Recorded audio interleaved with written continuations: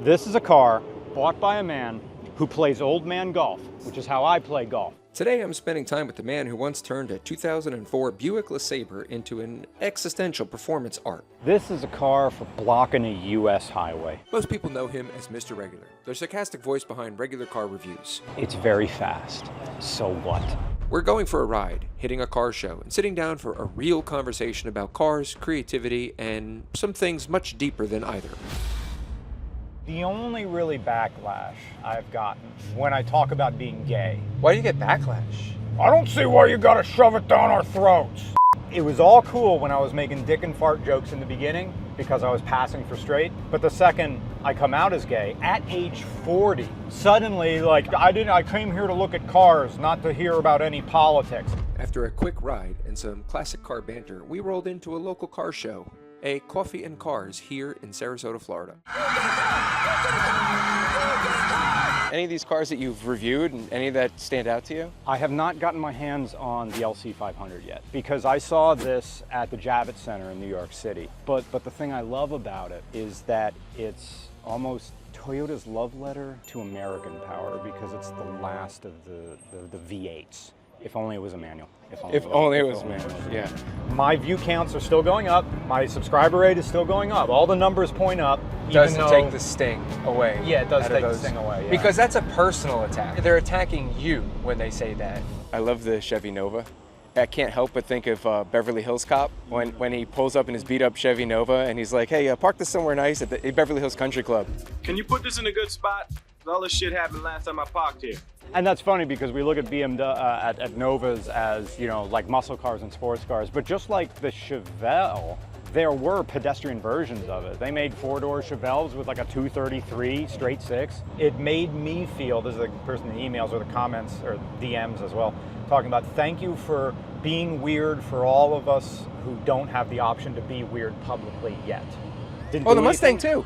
Oh, yeah. The base model Mustang? Yeah, it's the Falcon. This is a second gen Ford Falcon, AKA Mercury Comet. It's fancier because it has 4 headlights, not 2. That's probably the only way you can tell the difference, I bet.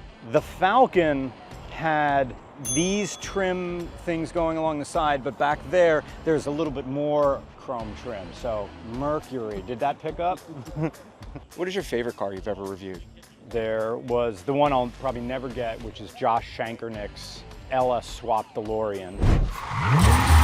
Later, he put an LSA supercharger on. The stuff that really excites me is not expensive stuff. Really? There has to be lovable flaws to it. I suppose, I don't know, I go through cars like some people will go through clothes or shoes. The Honda CBR XX Super Blackbird, formerly the world's fastest motorcycle. It existed for a brief second before the Suzuki Hayabusa ended the speed wars with its supposedly claimed 198 mile-an-hour top speed. I think this thing was somewhere around 179. Would I want one though? It's a lot of power. It's a ton of power. I mean, have you ever had sport bikes? I had a ZX6RR. Yeah. And I did, yeah, almost killed me.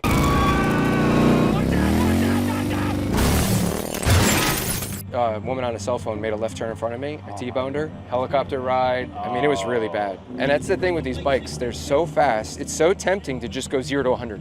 At one point, you had the realization that you should just pursue the thing you actually want. So you decided that what you want to do matters. And then there was a second realization that it not only matters to you, but it matters to other people. That's got to feel good. It does, yeah. What is this? Well, I'm guessing it's a Tornado engine. It's now turned around. This is wild. I'm just trying to identify the frame because it's probably still, no wait, it has a motorcycle plate on it. I wonder who they know at the DMV. See, this is like car stuff that doesn't make for good content, but this is the automotive equivalent of a Where's Waldo book. The answer to what it is in front of you, you just don't see it yet. It's an Oldsmobile Tornado front end. Yes, called it. And Tornado. They channeled it. It was a Tornado from the 60s. Is this a Fairlane here? Ooh, yeah. Interesting. Okay, Ford Fairlane. This is a car for blocking a US highway. These things existed at the very beginning of the Eisenhower Interstate System. So 55 miles an hour is what they want to do. That's what you drive. I've driven these things fast. It's terrifying. So the thing about these air cleaners, this was before you had air cleaner elements. This is an oil one, isn't it? Yeah. You just put old engine oil in this thing and the air kind of goes near it.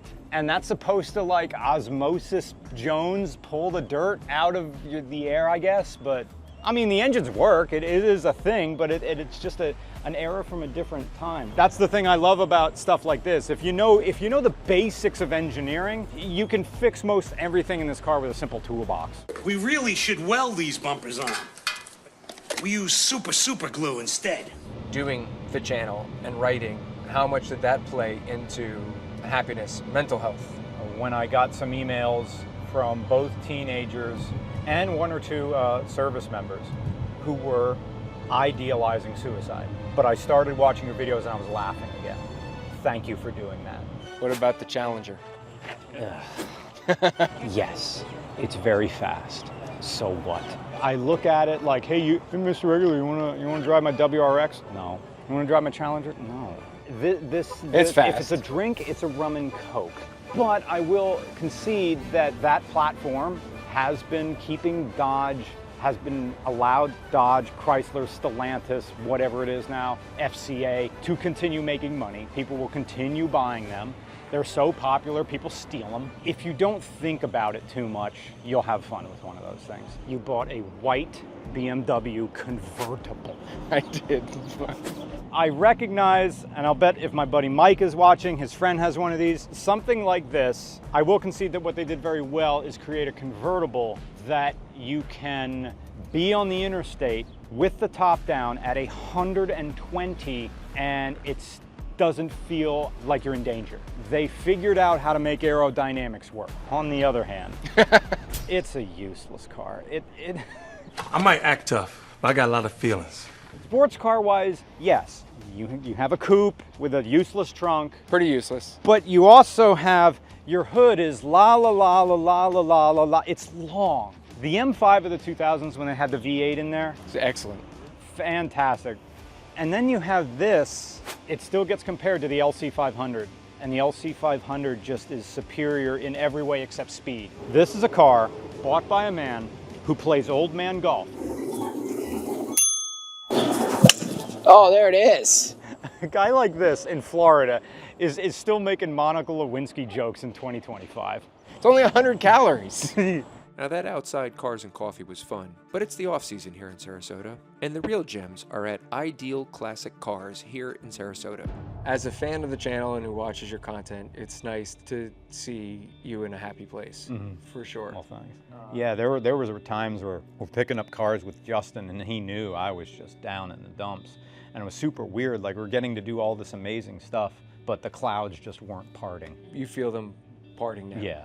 Some people don't want that. Now the channel has gotten like sometimes happier, and some people says no, go back to the angry stuff. No. I mean, like it's not there anymore. It's like the RCR cannot go back to what it was because it no longer has to be an outlet for depression and mental health. If I was a mentor or friend who said, what is it that you really want to do? Yeah, Tom And Mansell. It was film and write about cars. Our RCR sort of already began. I made 2 videos at that point just to mess around. Then Tom and I had that watershed moment, and then I made a video asking for people to send me cars. People did. And then I just threw all my frustration, my unemployed frustration at these things and just wrote exactly what I wanted to write. Made a video that I would want to watch and would also drive people away. Where we're going, we don't need roads. It's the real deal, made by the movie studio. They made 7 for the movie. This is 1 of 7. What is all this stuff? This looks cool. Some set designer was like, yeah, how can we make this look like some guy made it, but also believable? Have you ever driven a DeLorean? No, I would love to. But It's such a cool looking car. Look how low it is compared to even the Corvette. Yeah. I would love to borrow someone's just for a little bit, just to have the experience. And then I'm pretty sure I would hate it. Of, having to answer the same questions over and over and over again. Doc, don't say a word. So not long after you realize this is actually what I want to do for a living, one of your very first videos just crushes. Yeah, I was very fortunate that we were fast out of the gate from the beginning. Were you teaching still at this point? I was. Where were you? I was working for Blue Mountain School District as a long-term sub because I came back from Alaska, which I was on temporary contract there. So I moved back to Pennsylvania to continue my career, but I started making the videos because I wasn't able to get hired for that summer's round of hiring. So it was September, school had started, I didn't get a job, and you won't until the next year, unless something absolutely tragic happens and someone needs a replacement teacher now. Do you want to go to war, Balaki? No. Because we could go to war. No. I'm for real. How long were you in Alaska? Only 5 months. Felt like longer, and I paid off all my student loans there. They pay very, very well. Why did you take that job? How did that job come to be? I had to get out of PA. That was at the end of grad school. I had my teaching certification. I was ready to say yes to anything at that point. What was it about Pennsylvania that made you want to get out? I was there for so long. Were you running away from something or running towards something?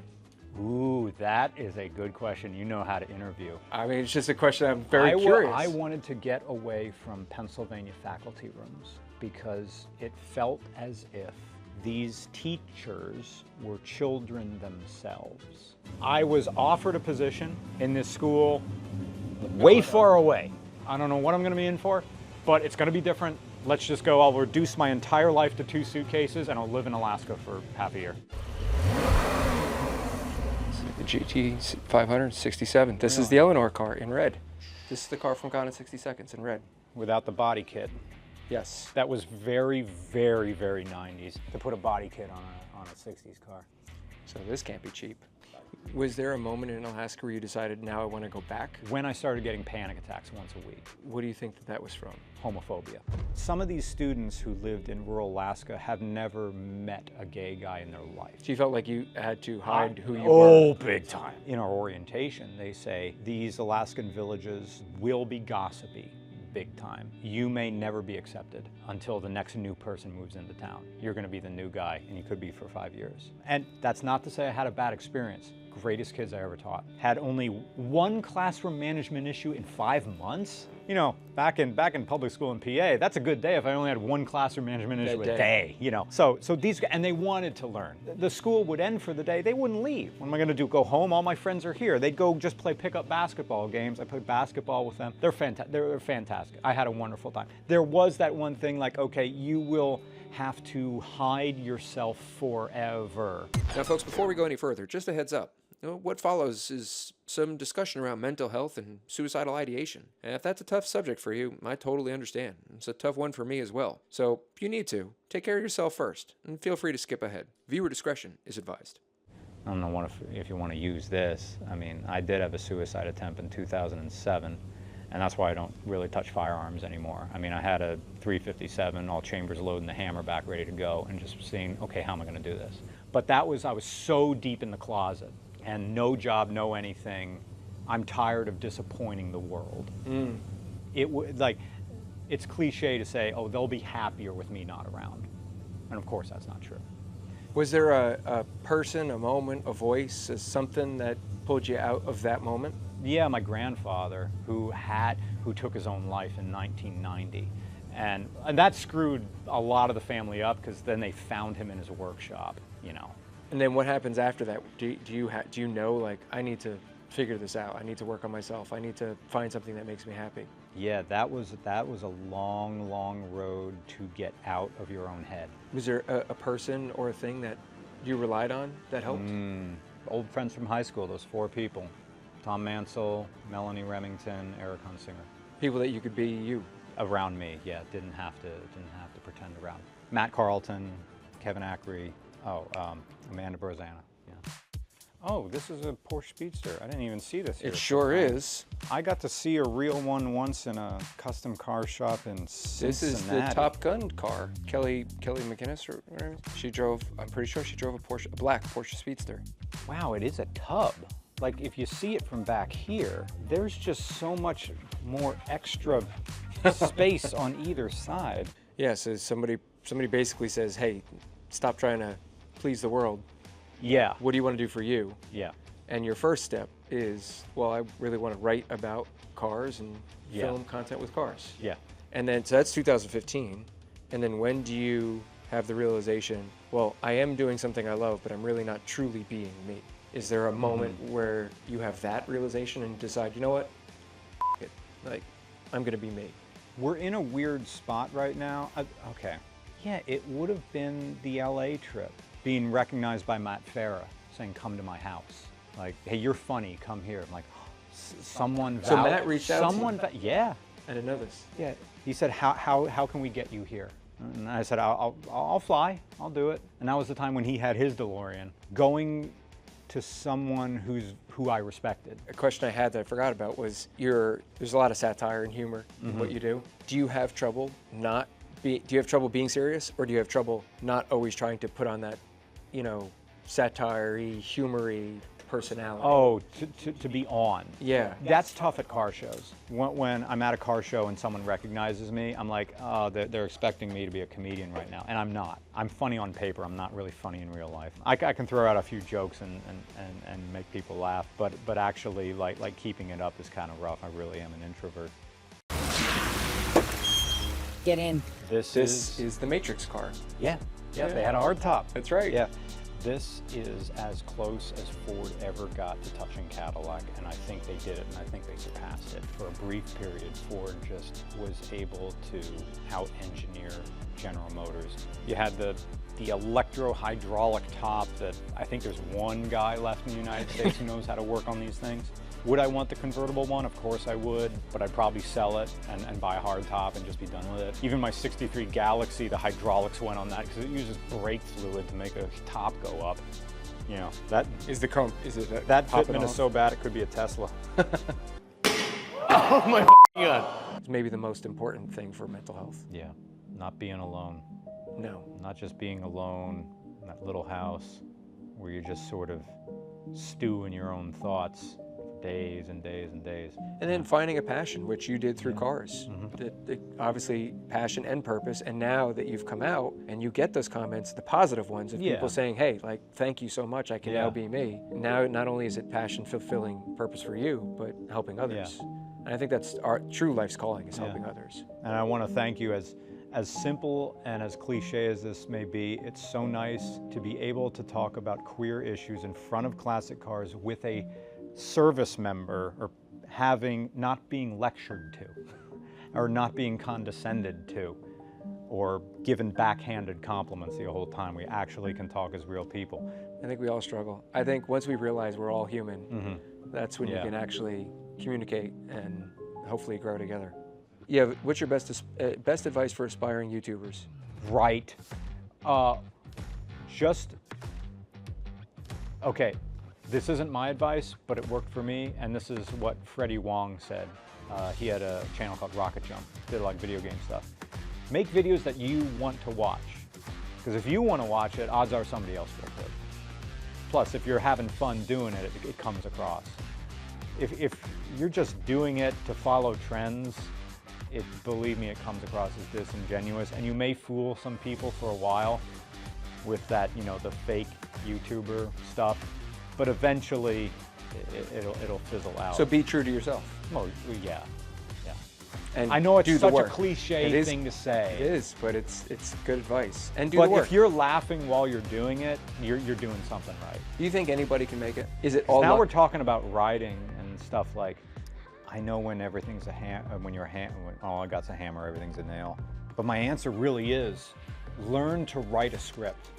Write an idea from start to finish, because that will slow your brain down, and it'll also give you a roadmap of what sort of story you want to tell.